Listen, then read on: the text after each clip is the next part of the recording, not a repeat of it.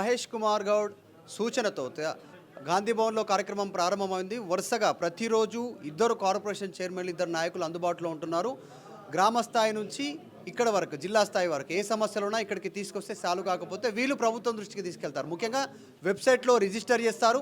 Register చేసిన తర్వాత సమస్య సాల్వేషన్ ఏంటి అనేటువంటిది ఫైండ్ అవుట్ చేసేటువంటి విధంగా ఎంతవరకు అంటే భూ సమస్యనా, పర్సనల్ తగాదాలా, ఇంకా ఇతరత్ర ప్రభుత్వంలో కొన్ని పనులు అవ్వట్లేదా అధికారుల నిర్లక్ష్యంతో, వాటన్నిటినీ ఈ చైర్మన్ల దృష్టితో ప్రభుత్వం దృష్టికి తీసుకెళ్లే కార్యక్రమానికి పిసిసి చీఫ్ మహేష్ కుమార్ గౌడ్ దీనికి రూపకల్పన చేశారు. ఈరోజు కూడా కార్యక్రమం కొనసాగుతోంది. ఒకసారి చూడొచ్చు గాంధీ భవన్లో బయట, లోపల హాల్లో ఉన్నటువంటి సిచ్యువేషన్ ఇది. వివిధ సమస్యలతో కలవడానికి వచ్చినటువంటి పరిస్థితి కనిపిస్తూ ఉంది. ఈరోజు కార్పొరేషన్ చైర్మన్ ఫహీం ఖురేషీ, తర్వాత చెల్లా నరసింహారెడ్డి అందుబాటులో ఉన్నారు. ప్రజల సమస్యలు వింటున్నారు, వినతులు తీసుకుంటున్నటువంటి పరిస్థితి ఉంది. దీని అప్డేట్ తర్వాత అధికారులతో మాట్లాడి సమస్య సాల్వ్ కోసం వీళ్ళు ప్రయత్నం చేస్తారు. మాట్లాడించే ప్రయత్నం చేద్దాం. ఎవరెవరు ఎక్కడి నుంచి వచ్చారు? आप कहाँ से हैं? मैं सिरपुर कॉन्स्टिट्यूंसी 001 फहीम कुरैशी साहब को मिलने के लिए आया हूँ। कौन सा इशू है? इशू नहीं सो खाली पर्सनल मिलने के लिए आया। आपका क्या आपका क्या है? डबल बेडरूम के डबल बेडरूम के लिए आए? हाँ। ओके, आप लास्ट टाइम अप्लाई करे तो कंसिडर नहीं करे, क्या हुआ, प्रॉब्लम क्या है? 5-6 साल हो गया, फोन एक बार आया था, इसके बाद में नहीं आया डबल बेडरूम। ओके, अभी क्या लिख के आए, क्या क्या लेके आए दरखास्त? कहीं को नहीं आया, पूछने आया, फोन आया मैं कि कहीं को नहीं आया पूछने। ఓకే, మీరు ఎక్కడి నుంచి వచ్చారు? మీ సమస్య ఏంది? నా సమస్య ఏం లేదు. నామినేటెడ్ పోస్ట్ గురించి నేను 1968 నుంచి నేను ఇలా కాంగ్రెస్లో చేస్తాను పార్టీలో. కాబట్టి నేను రిక్షా దొక్కుతూ బొంబాయి మిఠాయి అమ్ముతూ ఈ పార్టీలోనే పనిచేసిన. కాబట్టి మధ్యలో నాకు జాబ్ వస్తే జాబ్ కూడా చేసిన. జాబ్ చేస్తూ కూడా ఈ పార్టీలో పనిచేసిన. ఏది కనిపించినట్టు ఆ విధంగా. ఇప్పుడు రిటైర్డ్ అయిన తర్వాత నేను నామినేటెడ్ పోస్ట్ గురించి అప్లై చేసిన. సీఎం గారికి పోస్టులు ఇచ్చిన, ప్రతి మినిస్టర్కు నేను రిప్రజెంటేషన్ ఇచ్చిన. ఇప్పుడు సార్ కూడా ఇచ్చిన నేను రిప్రజెంటేషన్. ఏది నేను గాయ బచ్చడా, దో బయలే దో పత్తే ఉండే అప్పుడు ఆ కాలంలో. అటువంటి అట్టలకు పెట్టి మహమ్మద్ మారూఫ్ అని చెప్పని మా ఇంటి దగ్గరనే ఉండే పెద్ద రిసీవ్ చేసుకోవాలి. ఇప్పుడు నాకు మంచిగా ఉందా ఈ కార్యక్రమం? కలిసి సంతోషం ఉంది.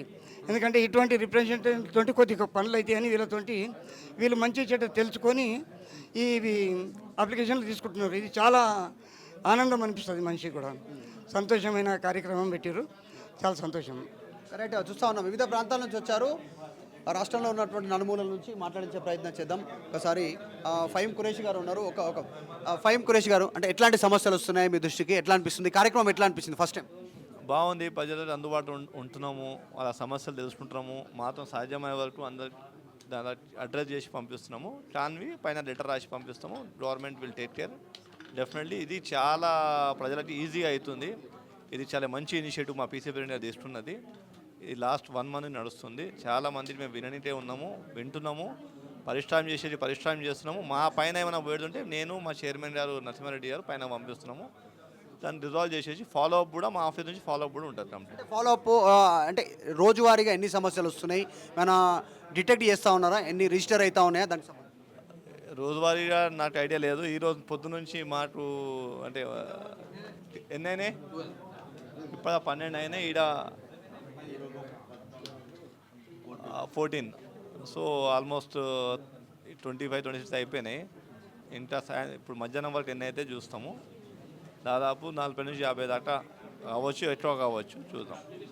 ఫస్ట్ టైం గతంలో కాంగ్రెస్ అధికారంలో ఉన్నప్పుడు కానీ, ఉమ్మడి ఆంధ్రప్రదేశ్లో కానీ, 10 ఏళ్ళు బీఆర్ఎస్ అధికారంలో ఉన్నప్పుడు కానీ ఇట్లాంటి ఇష్యూ లేదు. ఒక కార్పొరేషన్ చైర్మన్లు ఇక్కడికి వచ్చి కూర్చొని సమస్యను ఫైండ్ అవుట్ చేయడము, తెలుసుకునే ప్రయత్నం చేయడం, సాల్వ్ చేయడం, ఎట్లా అనిపిస్తుంది ఈ కార్యక్రమం మీకు? ఫైన్ టీఆర్ఎస్ పార్టీతో, టీఆర్ఎస్ గవర్నమెంట్తో మీరు కంపేర్ చేయవద్దు. అది దొరల పాలన, ఇది ప్రజల పాలన. ఈడ మేము ప్రజల కోసం ఉన్నాము. మాకు ఏం ఉద్యోగం ఇచ్చినా, ఏం చేసినా మా పార్టీ ఒక రెస్పాన్సిబిలిటీగా ప్రజల మధ్యలో ఉండాలనేది వాళ్ళ కాన్సెప్ట్. దానికోసమే డైలీ ఇద్దరు చైర్మన్ కూర్చోబెడుతున్నారు, మంత్రులు వచ్చి కూర్చుంటున్నారు. ప్రజలకి మేము ఈజీగా అందుబాటులో ఉంటున్నాము. ఇది హైయెస్ట్, ఏ స్టేట్లో కూడా ఈ టైప్ ఫెసిలిటీ ప్రొవైడ్ చేయలేదు. ఇది పీసీసీ ప్రెసిడెంట్ గారిది, మా ఇన్ఛార్జ్ మేడంది, మా సీఎం గారి ఇనిషియేటివ్ వల్ల రిజల్ట్ అవుతుంది. ఎందుకంటే Gandhi Bhavan is welcome to everyone. మేము వచ్చినప్పుడు మీరు గమనిస్తే వచ్చిన ఏ పార్టీయా ఈ పార్టీ అని అడుగుతలేము. సమస్య వింటున్నాము, పరిష్కారం చెప్తున్నాము, అంతే బస్. మా పార్టీల కన్నా మా ప్రజలు మాకు ముఖ్యం. చివరగా జూబ్లీహిల్స్ ఉప ఎన్నికకి సంబంధించి చర్చ కొనసాగుతుంది. ఫహీం ఖురేషీ పేరు కూడా వినిపిస్తూ ఉంది. మీరు ఎట్లా మీ పేరు కూడా వినిపిస్తున్న సందర్భాలు ఏం చెప్తారు? పేరు వినిపించే ఏదో సోషల్ మీడియాలో ట్రోల్ చేస్తే చేస్తుండొచ్చు, కానీ పార్టీ ఏం నిర్ణయం తీసుకుంటుంది, ఎవరిని పెట్టినా ఆ సీట్ గెలవడమే మా లక్ష్యము. పార్టీ ఎవరిని సీట్ ఇచ్చినా మేము కష్టపడి గెలిపించుకుంటాము. గెలిపించి మా పీసీసీ ప్రెసిడెంట్ గారికి, మా ఇన్ఛార్జ్ మేడంకి, మా సీఎం గారికి గిఫ్ట్గా ఇస్తాం. కరెక్ట్. చెల్ల నరసింహారెడ్డి గారు ఉన్నారు సార్. ఎట్లా అనిపిస్తుంది ఈ కార్యక్రమం, కొత్త కార్యక్రమము 1 మంత్ నుంచి కంటిన్యూ కొనసాగుతుంది, ఎట్లా అనిపిస్తుంది? పెద్దలు గౌరవనీయులు పిసిసి అధ్యక్షుల వారు సంపూర్ణంగా పూర్తిగా తెలంగాణ రాష్ట్రంలో రాష్ట్ర ముఖ్యమంత్రి అభివృద్ధి చేసిన సంక్షేమ ఫలాలు ప్రజలకు అందాలనే ఉద్దేశంతో మరి ఇక్కడ ప్రజా దర్బార్ అనేది మీకు అందరు కూడా ఒకసారి క్లారిటీగా చెప్పేది ఏంటంటే, ప్రజా దర్బార్లో ధనికులు ఎవరు ఇక్కడికి రారు. గుడిసెవాసులు, పేదవాళ్ళు, ఇల్లు లేని వారు, గరీబ్ వాళ్ళు ఇక్కడికి వస్తారు. వారు గవర్నమెంట్ ప్రభుత్వ ఎక్కడైతే ఆఫీసర్ల దగ్గర పోతే గత టీఆర్ఎస్ ప్రభుత్వంలో కానీ గతంలో కానీ అధికారులు అంటే ఇక్కడికి అయితే కింది వీకర్ సెక్షన్లోకి నుంచి వచ్చే జనాలకు సరైన సమాధానం ఇవ్వక వారు కూలీ నాలు వదిలిపెట్టుకొని రోజులవధిగా తిరుగుతుంటే ఇబ్బంది పడుతున్న పరిస్థితిలో ఒక బీసీగా నాయకత్వంలో మరి పిసిసి అధ్యక్షుల వారు ప్రజా దర్బార్ పెడితే కాంగ్రెస్ పార్టీ ఏదైతే బలహీన బరుగు వర్గాల దళిత గిరిజన ఆత్మగౌరవం పెంచే విధంగా ప్రభుత్వం నడుపుతుంది. కాబట్టి దీనికి స్థానికంగా ఈ కార్యక్రమం చేస్తే బాగుంటుంది. ప్రజల్లోకి దగ్గరికి వెళ్ళే వారి పరిపాలన ఆనాడు పిసిసి అధ్యక్షులుగా రేవంత్ రెడ్డి గారు కూడా చెప్పారు, ప్రజల పరిపాలన ఇస్తాం మేము, దొరల పరిపాలన కాదని. మీ దగ్గరకు వచ్చినటువంటి వరకు ఇప్పటివరకు ఉదయం నుంచి మీరు 14 మీ దగ్గరకు వచ్చిన ఈ సమస్యలు ఇంకా కంటిన్యూ చాలామంది బయట ఉన్నారు. 14లో ఏ సమస్యలు మీరు ఫైండ్ అవుట్ చేస్తూ ఉన్నారంటే ఎక్కువగా ఏం కనిపిస్తూ ఉన్నాయి?